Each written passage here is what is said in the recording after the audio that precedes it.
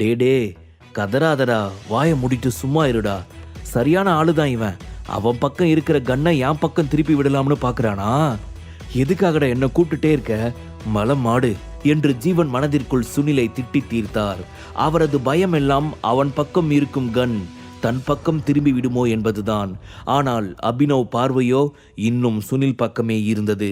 சுனில் தட்டு தடுமாறி அபினவ் அருகில் வந்து அவன் கால்களுக்கு கீழ் அமர்ந்து, இங்க பாருங்க, தயவு செஞ்சு என்னை எதுவும் பண்ணிடாதீங்க. இப்பவே நான் என்னோட அப்பா கிட்ட பேசுறேன். அவங்க மூலமா உங்களுக்கு ஏதாவது ஃபேவரா பண்ண சொல்றேன். தயவு செஞ்சு என்னை எதுவுமே பண்ணிடாதீங்க என்று அவன் கதற ஆரம்பித்தான். என்னது, உன்னோட ஃபேமிலி மூலமா நீ எனக்கு ஃபேவர் பண்ண போறியா? ஏண்டா, இந்த மாதிரி உன் ஃபேமிலி தான் பெருசுன்னு ஆணவத்தில் ஆடியே ரீசண்டா ஒரு 8 பேர் உன் குடும்பத்தில் அடியோட அழிஞ்சு போன விஷயம் எனக்கு எதுவும் தெரியாதுன்னு நினச்சிட்டு இருக்கியா? நீங்கள் வேணா அதை சீக்கிரட்டாக மெயின்டைன் பண்ணிக்கிட்டு இருக்கலாம். ஆனால் எனக்கு 100 பக்கம் காது இருக்குது. இது மூலமாக உங்கள் ஃபேமிலியில் ரீசண்டாக என்னெல்லாம் நடந்துட்டு இருக்குன்னு ரொம்ப நல்லாவே தெரியும். எனக்கு உன் ஃபேமிலி சைட்ல இருந்து எந்த ஒரு தேவையும் இல்லை என்று சொன்ன அவன் மீண்டும் அவனது நெற்றியை நோக்கி குறிவைக்க, பயம் தாங்க முடியாத சுனில் கண்களை இறுக மூடி கைகளை கூப்பி அவனிடம் கெஞ்ச ஆரம்பித்தான். அவன் பேண்ட் விடாது நனைந்து கொண்டே இருந்தது. இதை பார்த்த விக்ரம் முகம் சுழித்தான். அட, இவன் என்ன சின்ன பையன் மாதிரி சுச்சு போயிட்டு இருக்கான். இதுக்கு மேலேயே இவனை கொன்னோம்னா நல்லா இருக்காது. ஸோ இவனை விட்டுறலாம், அதுதான் எனக்கு சரின்னு தோணுது என்று சொன்னவன் அபினோவிடம் தடுத்து நிறுத்திய விக்ரம் அங்கிருந்து வெளியே கிளம்ப கண்ணனும் லம்போவும் அவன் பின்னால் சென்றனர்.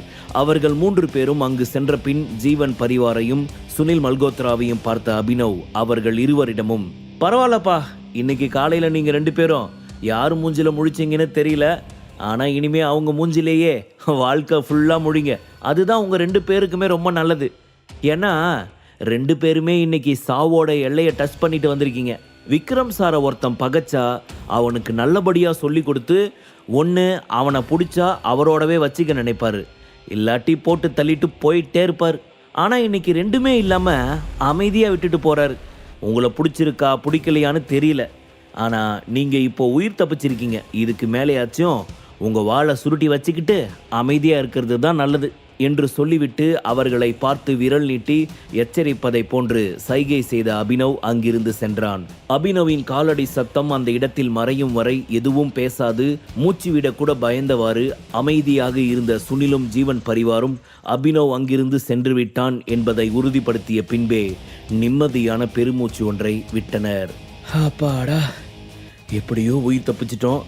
ஏன்பா சுனிலே, அபினவ் மாதிரி பெரிய ஆளே இந்த விக்ரம் சொல்றத கேட்டு நடக்கிறான்னா அப்போ இந்த விக்ரம் எவ்வளவு பெரிய ஆளா இருப்பான். ஆனா அது எதுவும் தெரியாம நாம தான் கிறுக்குத்தனமா விக்ரம் கூட வாயாடி விளையாடிட்டு இருந்தோம்னு நினைக்கிறேன் என்று ஜீவன் சொல்ல, அங்கிள், என்னால இந்த அவமானத்தை கொஞ்சம் கூட அக்செப்ட் பண்ணிக்கவே முடியல.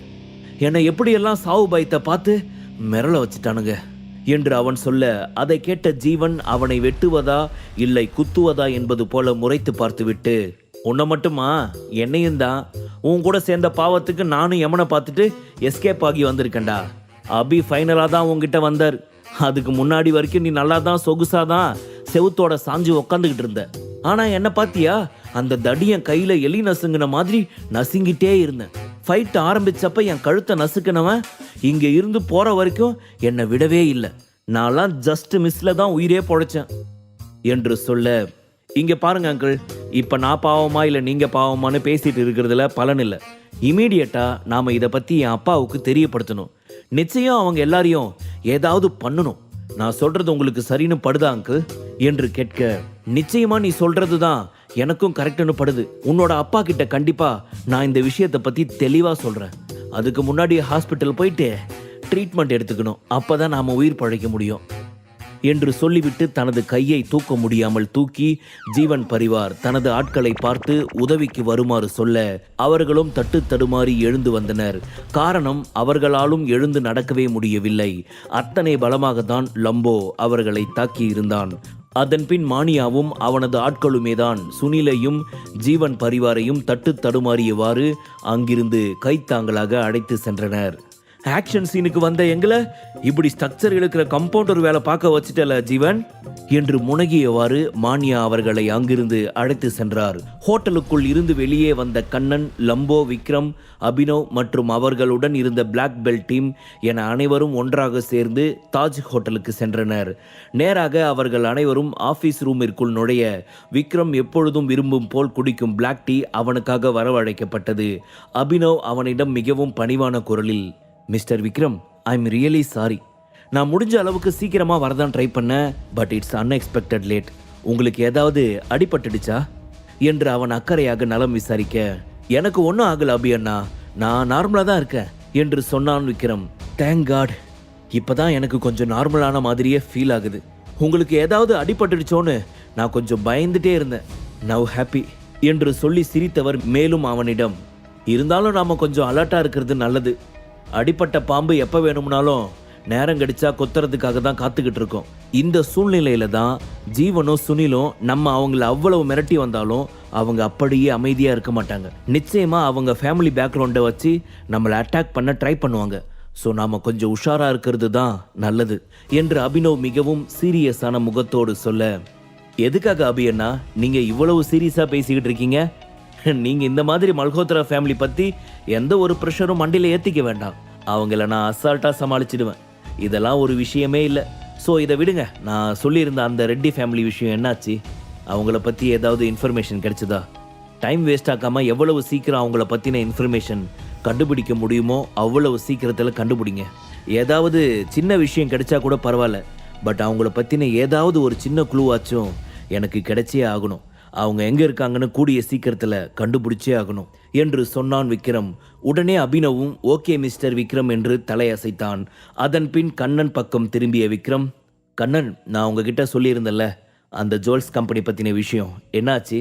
ப்ராசஸ் எந்த லெவலில் இருக்குது என்று கேட்க, அது எல்லாத்தையும் நான் கம்ப்ளீட் பண்ணிட்டேன் விக்ரம். நீங்கள் ஃப்ரீயாக இருந்தீங்கன்னா இடத்த மட்டும் வந்து பார்த்தீங்கன்னா போதும். கிட்டத்தட்ட நான் உங்களுக்காக 10 பில்டிங் செலக்ட் பண்ணி வச்சுருக்கேன்.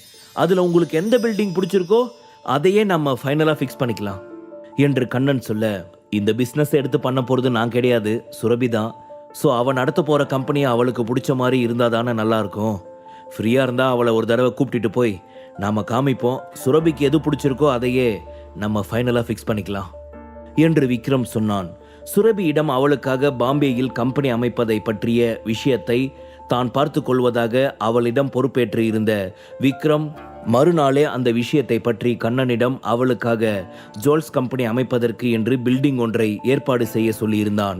அதன் பின் கண்ணனும் அவர்களுக்கென்று 10 பில்டிங் செலக்ட் செய்து வைத்திருந்தார். இப்படி இவர்கள் தங்களுக்குள் சீரியஸாக ஏதோ பேசிக்கொண்டிருக்க விக்ரமின் போன் அடித்தது. அதை பார்த்த விக்ரமின் முகத்தில் ஒருவித குழப்ப ரேகைகள் ஓட ஆரம்பித்தது. அஜய் கிருஷ்ணா, அஜய் எதுக்காக எனக்கு இப்போ கால் பண்ணியிருக்கான்? லாஸ்டா லால் ஃபேமிலி கூட ப்ராப்ளம் போயிட்டு இருந்தப்போ அவங்க சைடில் இருந்து ஏதோ ப்ராப்ளம்னு இமீடியட்டாக பாம்பே கிளம்ப சொன்னதாகவும் எனக்கு ஒரு ஃபோன் கால் வந்துச்சு. நான் கூட அவனோட பெரியப்பா கோவிந்த் கிருஷ்ணாவை மிரட்டினேன். அதுக்கப்புறம் அவரும் அவன் வழிக்கு போகிறதில்லன்னு சொல்லியிருந்தாரு. அஜயும் பாம்பே கிளம்பி போகிறதா சொல்லிட்டு கால் கட் பண்ணது தான். அதுக்கப்புறம் எங்கள் 2 பேருக்குள்ளே எந்த ஒரு கான்டாக்டுமே இல்லை. பட் இப்போ திடீர்னு கால் பண்ணியிருக்கானா, என்ன விஷயமா இருக்கும் என்று யோசித்தவாறே அந்த போன் காலை அட்டன் செய்தான் விக்ரம். எதிர்முனையில் இருந்த அஜய் கிருஷ்ணாவின் குரல் சிறிது பதட்டமாகவும் அதே சமயம் கவலையுடனும் ஒலித்தது. ஹலோ ஹலோ விக்ரம் சார், நீங்க பிஸியா இருக்கீங்களா? நான் உங்களை எதுவும் டிஸ்டர்ப் பண்ணிட்டேனா என்று ஆரம்பத்தில் விக்ரம் எந்த ஒரு சுச்சுவேஷனில் இருக்கிறான் என்பதை தெரிந்து கொள்ளும் ஆர்வத்தோடு அவனிடம் பேசத் தொடங்கினான் அஜய். என்ன அஜய், நான் எந்த ஒரு ஒர்க்லையும் இல்லை, ஃப்ரீயாக தான் இருக்கேன். என்ன விஷயம், ரொம்ப நாள் கழிச்சு திடீர்னு கால் பண்ணியிருக்க என்று விக்ரம் யதார்த்தமாக பேச ஆரம்பித்தான். இங்கே என்ன நடக்குதுன்னு எனக்கு கொஞ்சம் கூட புரியல. எல்லாமே ரொம்ப மர்மமாக இருக்குது. என்னோட அப்பாவை கொஞ்ச நாளைக்கு முன்னாடி ஏதோ ஒரு பிஸ்னஸ் பண்ணுறதுக்காக வெளியூர் அனுப்பி வச்சாங்க. அம்மாவுமே அப்பா கூட தான் அனுப்பி வச்சாங்க. பட் பிஸ்னஸ்க்காக ஃபாரின் போனவங்க திரும்பி ரிட்டர்ன் ஆகவே இல்லை. அதுக்கான காரணம் இப்போ வரைக்கும் தெரியல. நானும் என் சைடில் இருந்து எவ்வளவோ ட்ரை பண்ணி பார்த்துட்டேன். பட் என்னோட அம்மா அப்பா பற்றி எந்த ஒரு சின்ன இன்ஃபர்மேஷனும் கிடைக்கவே இல்லை. இப்போ அடுத்து என்ன அட்டாக் பண்ண ஆரம்பிச்சிட்டாங்க. என்னை மொத்தமாகவே வீட்டை விட்டு வெளியே அனுப்பிட்டாங்க. இப்போ எனக்கும் இந்த சுந்தர் கிருஷ்ணா ஃபேமிலிக்கும் எந்த ஒரு சம்பந்தமும் இல்லாத மாதிரி இருக்குது. அது மட்டும் இல்லாமல் என்னை கொலை பண்ண முயற்சி பண்ணுறாங்களோன்னு ஒரு டவுட் எனக்குள்ளே கொஞ்ச நாளாக இருந்துக்கிட்டே இருக்குது. இதை பற்றி உங்ககிட்ட சொல்கிறதுக்காக தான் நான் கால் பண்ணேன். நீங்க நினைச்சீங்கன்னா கண்டிப்பா எனக்கு ஹெல்ப் பண்ண முடியும் சார் என்று வாடிய குரலில் பேசினான் அஜய். அவன் சொன்ன விஷயத்தை கேட்ட விக்ரமிற்கு சிறிது அதிர்ச்சியாகவே இருந்தது. அது மட்டும் இல்லாமல் மனதிற்குள் மிகவும் கவலையாகவும் இருந்தது.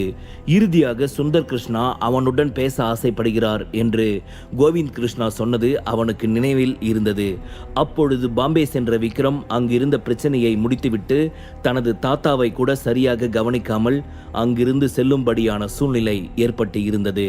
அதனால் அவனால் சுந்தர் கிருஷ்ணாவை பார்க்கவே முடியவில்லை. அதன் பிறகு அவன் இப்பொழுதுதான் பாம்பே வந்திருக்கிறான். ஆனால் அதற்குள் அஜயோ இப்படி மிகவும் இக்கட்டான ஒரு சூழ்நிலையில் மாட்டியிருக்கிறான். கண்டிப்பாக அஜய்க்கு உதவ வேண்டும் என்று நினைத்தான்.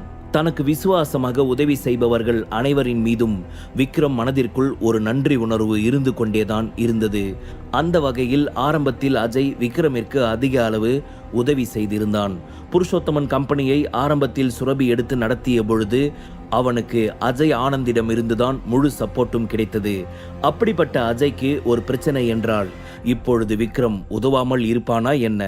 இங்க பாருங்க அஜய், பிரச்சனையை என்கிட்ட சொல்லிட்டீங்களே, இனிமே அதை நினைச்சு நீங்க கவலைப்பட வேண்டாம். கூடிய சீக்கிரத்தில் உங்களுக்கு இருக்கிற எல்லா பிரச்சனையும் நான் சரி பண்ணிடுவேன்.